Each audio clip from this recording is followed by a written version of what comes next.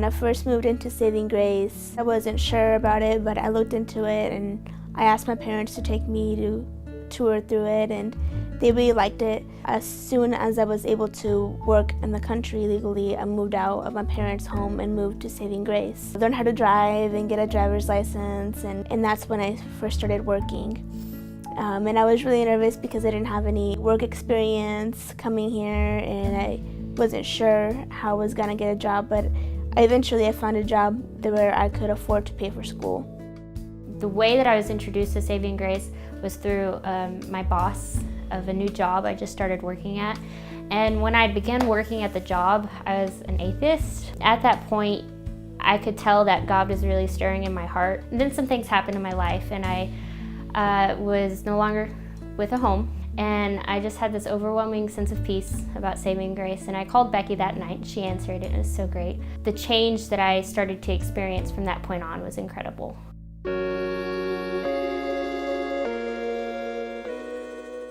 Counseling, I think, is what has helped me develop the most because it kind of has allowed me to deal with my hurts or my past and really just work on my emotional and mental well-being. And the person that I am now is not the person that I was when I first moved in. I've changed a lot since then. I think I've grown a lot too. Well, in the past year, I have finished school at JBU, and I will be walking in May. Education has always been really important to me. I really think that it's a really big goal of mine to not only get educated, but for my career as well, and to have a better life. The main thing was the life skill classes, counseling, and then the financial peace class that we took. That was really incredible, and that changed the entire game for me of how I handled my money and how I could be more independent. It gave me a sense of sisterhood. It provided this cushion while I nurtured this new spiritual relationship I had with Christ. Those relationships I still hold dear to my heart, and I try to instill that in others also, give back what was given to me.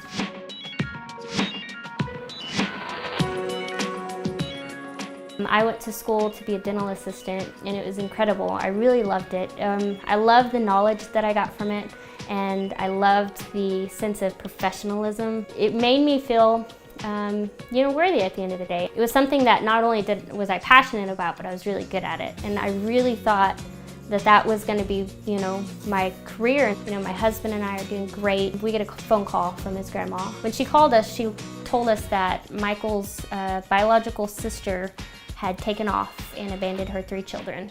And one of those children was couch hopping from family member to family member. And so we talked about it and we prayed about it, and we really felt like that was our calling. When she first came into our lives, I was doing the dental assisting thing for a while, and we quickly came to realize that with all the therapy appointments and everything, we weren't able to make my checks be what they needed to be. My husband is a bus driver, and so we know that with the time off, especially in the day, that was something that was a possibility. So we prayed about it, and we prayed about it, and we prayed about it, because it was something that was so hard for me to let go of that. I didn't want to leave. I had to remind myself, what I was doing it for. I could see how beneficial it was for us, because it gave me that time that I needed to give to Elizabeth. Everything that I was learning in Saving Grace, what I've been able to apply in being a mother to this child, and being able to give her what she needs first and foremost. I was really taught the importance of counseling and digging in deep and making sure that there's a process of healing. To be able to be a part of her reaching her potential is just, I find myself saying, God, you are so good.